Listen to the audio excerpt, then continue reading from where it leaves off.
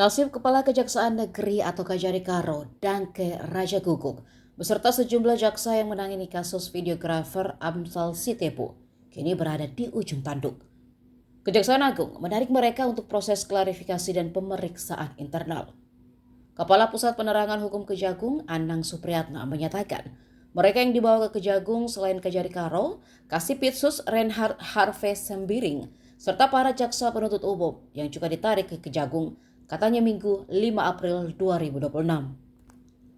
Kajari dan bawahannya diduga tidak profesional dalam penanganan kasus Amsal Sitepu yang belakangan viral.